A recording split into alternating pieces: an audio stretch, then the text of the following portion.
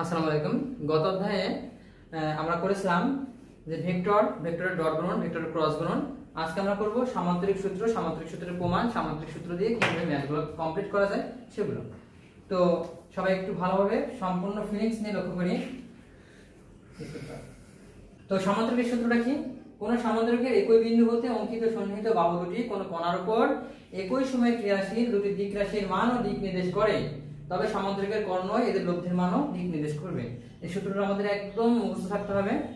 তো এটা আসার এই সামান্তরিক সূত্রটা তৈরি করার একমাত্র কারণ হচ্ছে যে সাপোজ এটা একটা বস্তু ধরি, এই বস্তুটাকে মনে করি এই দিকে একজন টানছে, এই দিকে আরেকজন টানছে, এই দিকে একজন টানছে, এই দিকে আরেকজন টানছে। তো বস্তুটিকে চারদিকে টানার ফলে বস্তুটি শেষমেশ কি করবে?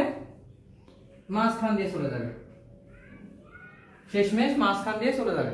তো এটাকে কমপ্লিট করার জন্য এই মাঝখান দিয়ে যে বলে গেল, মাঝখান দিয়ে যে বলে গেছে, এই বলটার মান এবং এই বলটার দিক নির্ণয় করার জন্য, এই বলটার মান এবং এই বলটার দিক নির্ণয় করার জন্য আমি এটাকে যোগ করে দিলাম। যোগ করার পরে এটা কি তৈরি হলো? একটা সামান্তরিক তৈরি হলো। আর এই সামান্তরিক যেহেতু তৈরি হয়েছে, আর এই যে আমাদের টার্গেট হচ্ছে এই বলটার মানটা নির্ণয় করা। এই বলটা কি দেখতে পাচ্ছি এখানে? আমরা লব্ধি বুঝতে পারছি। এই বলটার নাম দিলাম লব্ধি। তো যেহেতু এই লব্ধির মান বের করতে হবে আর এটা সামান্তরিক তৈরি হয়ে গেছে, এই জন্যে আমরা সামান্তরিক সূত্রটা ফলো করব। তো সামান্তরিক সূত্রটা হচ্ছে কোন সামান্তরিকের একই বিন্দু হতে, কোন সামান্তরিকের একই বিন্দু হতে, একটা বিন্দু নিলাম, অঙ্কিত সন্নিহিত বাহু দুটি, অঙ্কিত, এটা একটা সন্নিহিত বাহু, এটা একটা সন্নিহিত বাহু, অঙ্কিত সন্নিহিত বাহু দুটি কোন কোণার উপর, এই কোণার উপর একই সময়ে ক্রিয়াশীল, মানে একই সাথে ক্রিয়া করতে হবে, একই সময়ে টান দিতে হবে বা বল প্রয়োগ করতে হবে। একই সময়ে ক্রিয়াশীল দুটি দিক রাশির মান, দুটি দিক রাশির মান বলতে বোঝাচ্ছে যে নির্দিষ্ট দিকে এবং নির্দিষ্ট একটা বলে মান ও দিক নির্দেশ করে। নির্দিষ্ট বলে এবং নির্দিষ্ট দিকে যদি টানা হয় তবে সামান্তরিকের কর্ণই, সামান্তরিকের কর্ণই। তাহলে আমি সামান্তরিকটা আঁকাইনি। এই সামান্তরিকের কর্ণ বলতে কি বোঝাচ্ছে? মাঝখান দিয়ে যে রেখাটা যায়, সামান্তরিকের কর্ণ, এটা হলো সামান্তরিকের কর্ণ। কর্ণই লব্ধির মান, কর্ণই হবে লব্ধির মান এবং দিক নির্দেশ করবে। কর্ণের মাধ্যমে লব্ধির মান বের করতে পারবো এবং দিক নির্দেশ করতে পারবো। তো এই দিকটা ধরে নিলাম থিটা, এই দিকটা ধরে নিলাম থিটা, আর লব্ধি রেজাল্টেন্স ফোর্স আর, এই বলের নাম আমি ধরে নিলাম পি বল, আর এই দিকে টানা হচ্ছে এজন্য পি ভেক্টর, আর এটা হলো কিউ বল, উপরের দিকে এদিকে যাচ্ছে এজন্য কিউ ভেক্টর, আর এটা সামনের দিকে যাচ্ছে তো আর ভেক্টর। ভেক্টর চিহ্ন দেওয়ার কারণ হলো জাস্ট দিক প্রকাশ করা। তো আমি এবার নাম দিয়ে দিই, এটা ও বি, এ বি সি। এখন দেখো আমাদের টার্গেট হবে ও বি বাহু, মানে ও বি কর্ণের মান বের করা। তো ও বি কর্ণের মান বের করার ক্ষেত্রে এখানে কি কোনো সমকোণী ত্রিভুজ উৎপন্ন হয়েছে? না। আর আমরা জানি সমকোণী ত্রিভুজে পিথাগোরাস অ্যাপ্লাই করে খুব সহজে সমাধান করতে পারি। এখানে যেহেতু সমকোণী ত্রিভুজ উৎপন্ন হয়নি, এজন্য আমরা ও এ কে ডি পর্যন্ত বর্ধিত করি, ও এ কে ডি পর্যন্ত বর্ধিত করলাম আর বি ডি যোগ করলাম। এবার দেখো খেয়াল করে, ও বি ডি একটা সমকোণী ত্রিভুজ পাইছি, ও B D.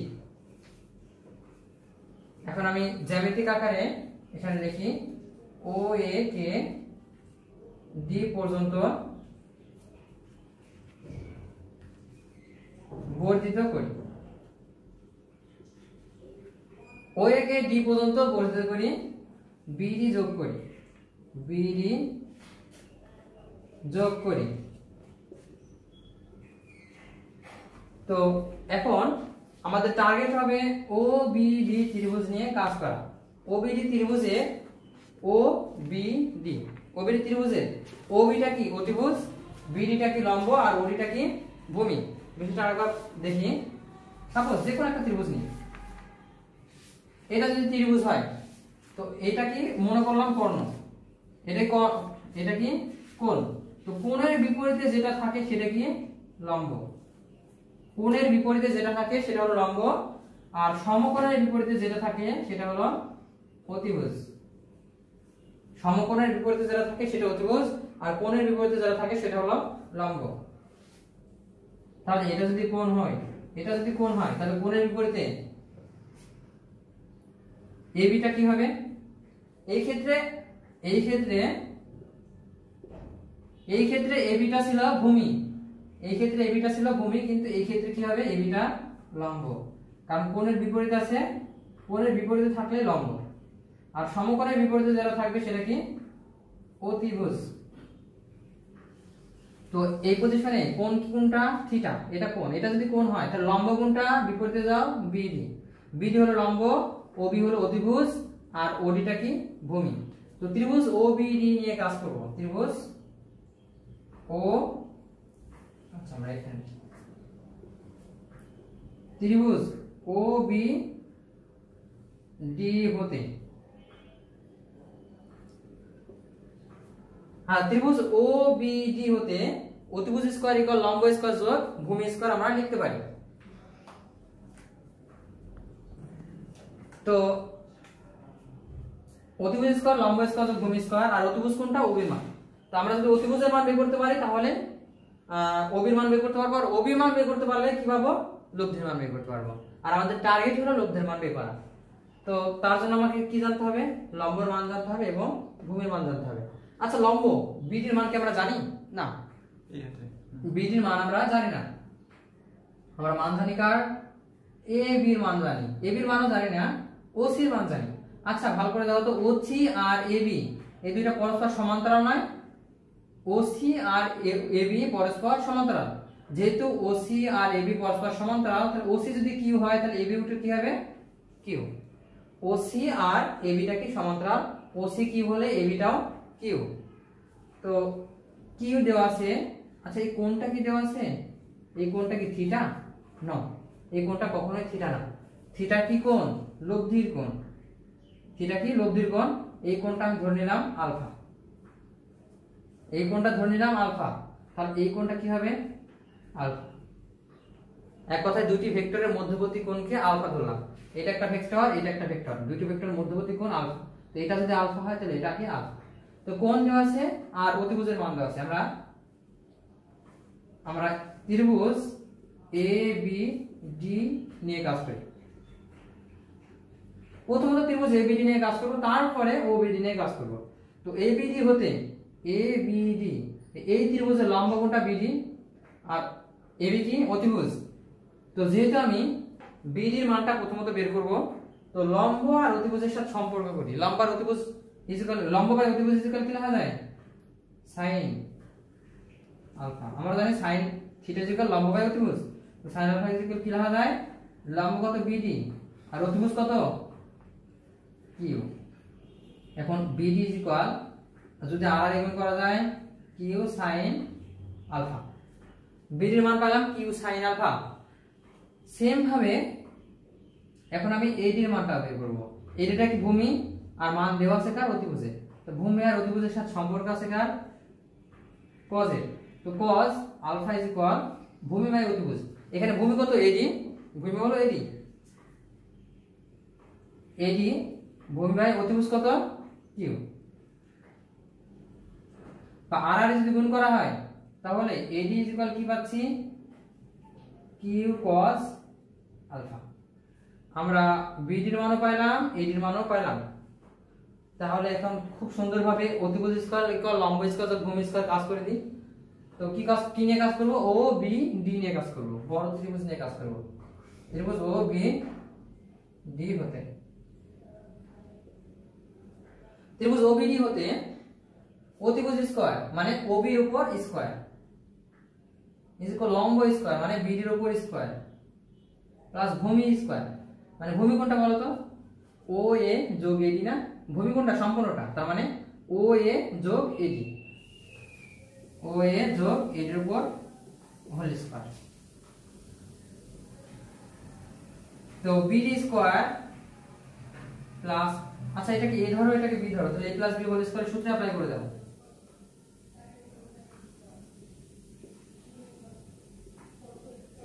a plus b whole স্কয়ারের সূত্রে অ্যাপ্লাই করার পরে প্রত্যেকটার মান যেহেতু আমাদের জানা আছে, প্রত্যেকটার মানগুলো বসাই দিই। b এর মান কত? b এর মান হলো q sin আলফা, তারপর স্কয়ার আছে যেহেতু স্কয়ার দাও। o এর মান কত? o এর মান কত? p, o এর মান দেওয়া আছে p, তার মানে p স্কয়ার। আমি ভেক্টর চিহ্ন এখন দিলাম না সমাধানের জন্য। 20 o এর মান p, এর মান হলো q cos আলফা, আর এর মান q cos আলফার উপর হোল স্কয়ার। আমরা একটা কাজ করি, q আর q একসাথে করে নিই। q কে যদি একসাথে করে নিই তো প্রথমত p স্কয়ার, এই লাইনটা লিখে নিই, p square plus 2pq cos alpha plus, এবার q গুলো একসাথে করে নিই। আচ্ছা এখানে কি লিখতে পারি? q square sin square alpha, আর এখানে কি লিখতে পারি? q square cos square alpha. তো সেম এবার p square plus 2pq cos alpha plus, আচ্ছা এখানে q স্কয়ার আছে, এখানে q স্কয়ার আছে, q স্কয়ারটা কমন নিয়ে নাও, থাকবে কি sin square alpha plus cos square alpha. p square plus 2pq cos alpha plus q square. আচ্ছা আমরা জানি sin square theta plus cos square theta is equal কি 1, sin square theta plus cos square theta is equal কত? 1। তাহলে মান পেলাম কত? q square. ob এর স্কয়ারের মান পেলাম q স্কয়ার। আচ্ছা ob কে যদি রাখি, স্কয়ারটা পার করে দাও, তাহলে কি দাঁড়াচ্ছে? রুট হয়ে যাচ্ছে ওপাশে গিয়ে p square plus 2pq cos alpha plus q square. এটা হলো আমাদের লব্ধির দিক, এই লব্ধির মান নির্ণয় করলাম। তো ob মান কত? ob মান তো r, তাই না? তাহলে resultant force r is equal. এখন আমার লাগবে কি? দিক নির্ণয়। এখন আমরা দিক নির্ণয় করব। তো দিক, যেহেতু দিক বলেছে, দিক বলতে কি থিটার মানটা বের করব। দিক বলতে এই থিটার মানটা বের করব, এই যেটা। এখন থিটার সাথে সম্পর্ক আছে কোন ত্রিভুজ? ও বি ডি ত্রিভুজ। এখন আমরা ত্রিভুজ ও বি ডি থেকে, ত্রিভুজ ও বি ডি হতে, ত্রিভুজ ও বি ডি হতে, ও বি ডি হতে যেহেতু আমরা থিটার মান বের করব, থিটার সাথে সম্পর্ক আছে কার?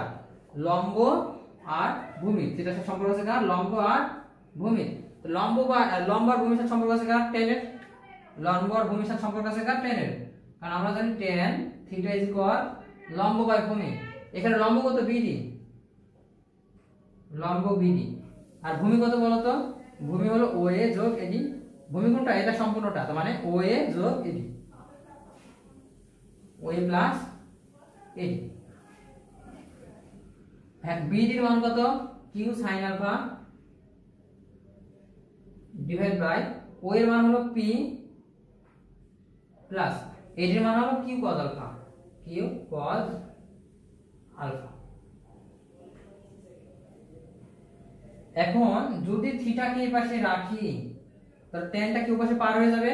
তো ট্যান যদি উল্টিয়ে যায় তাহলে কি হবে? Tan inverse q sin alpha দেখা যাচ্ছে না divide by p plus q cos alpha. এটাই হলো আমাদের দিক নির্ণয়, আর এইটা হলো আমাদের লব্ধির মান নির্ণয়। তো অঙ্ক করার সময় আমাদের এই লব্ধির মানটা একদম মুখস্থ থাকতে হবে। অঙ্ক করার সময় লব্ধির মানটা root over p square plus 2pq plus cos 2pq cos alpha plus q square আর theta equal tan inverse q sin alpha divide by p plus q cos alpha, একদম ছোটস্থ মুখস্থ থাকতে হবে।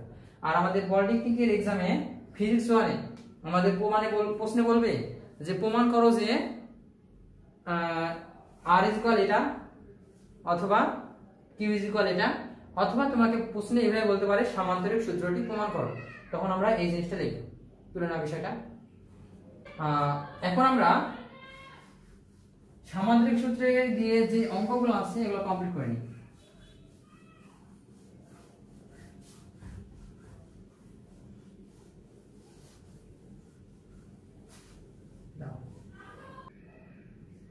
তো দুটি দিক রাশির প্রতিটির মান 10 নিউটন, লব্ধির মান হলো 10 নিউটন হলে এদের অন্তর্ভুক্ত কোণ ও লব্ধির দিক নির্ণয় করো। তো অন্তর্ভুক্ত কোণ বলেছে মানে এদের অন্তর্ভুক্ত কোণ মানে লব্ধি দুটি ভেক্টরের অন্তর্ভুক্ত কোণ, দুটি দিক রাশির অন্তর্ভুক্ত কোণ এবং লব্ধির দিক। তো অন্তর্ভুক্ত কোণ বের করার আগে আমি প্রথমত r ইকুয়াল সূত্রটা কি জানি, root over p square plus q square plus 2pq cos alpha, এই সূত্রটা জানি। তো r এর মান কত, এখানে কি বলেছে লব্ধির মান 10 নিউটন মানে r এর মান 10 নিউটন এবং দুটি দিক রাশির প্রতিটির মান 10 নিউটন মানে p এর মান 10 q এর মান 10। তো r এর মান 10, p এর মান 10 এর উপর স্কয়ার প্লাস 10 এর উপর স্কয়ার প্লাস 2 ইনটু pq মানে 10 ইনটু 10 cos আলফা। আচ্ছা আমরা একটা কাজ করি, রুটটাকে উঠাই দেওয়ার জন্য রুটটাকে পাশে পার করে আসি, তাহলে 10 এর উপর স্কয়ার মানে 100 হয়ে যাচ্ছে, এখানে 100 প্লাস 200 cos আলফা। তো 200 cos আলফা, 200 cos আলফা এখানে রাখলাম, 100 পাশে পার করে দিই, তাহলে 100 মাইনাস 200 হচ্ছে। তো 200 cos আলফা কি দাঁড়াচ্ছে minus 100 cos alpha is equal minus 100 by 200। তো cos আলফা ইজ ইকুয়াল কত হচ্ছে মাইনাস 1/2। cos কত ডিগ্রি মান 1/2, আমরা জানি cos 120 ডিগ্রি মান 1/2 মানে cos 120 ডিগ্রি মান মাইনাস হাফ। অতএব আলফা ইজ ইকুয়াল কত পেলাম 120 ডিগ্রি। তো দুটি ভেক্টরের অন্তর্ভুক্ত কোণ কত ডিগ্রি 120 ডিগ্রি, দুটি ভেক্টরের অন্তর্ভুক্ত কোণ 120 ডিগ্রি। এবার সে লব্ধির দিক, তো লব্ধির দিক নির্ণয় সিস্টেমটা কি শিখছি, theta is equal tan inverse q sin alpha divide by p plus q cos alpha. এটা দেখছিলাম সূত্রটা, ডাইরেক্ট সূত্র অ্যাপ্লাই করে দিয়েছি আমি।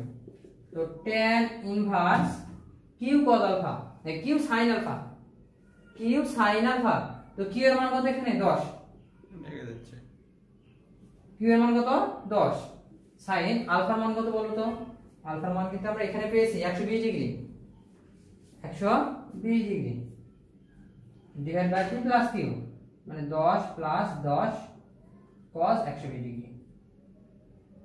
তো ডাইরেক্ট ক্যালকুলেটরে চাপ দিলে, ডাইরেক্ট আমরা যদি ক্যালকুলেটরে চাপ দিই তাহলে ক্যালকুলেটরের মান আসছে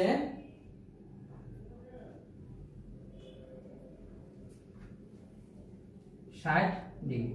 তাহলে থিটার মান 60 ডিগ্রি শেষ। আর তো আজকে যতটুকু করানো হলো এটা খুব ভালোভাবে প্র্যাকটিস করবা আর আগামী ক্লাসের জন্য রেডি থাকো।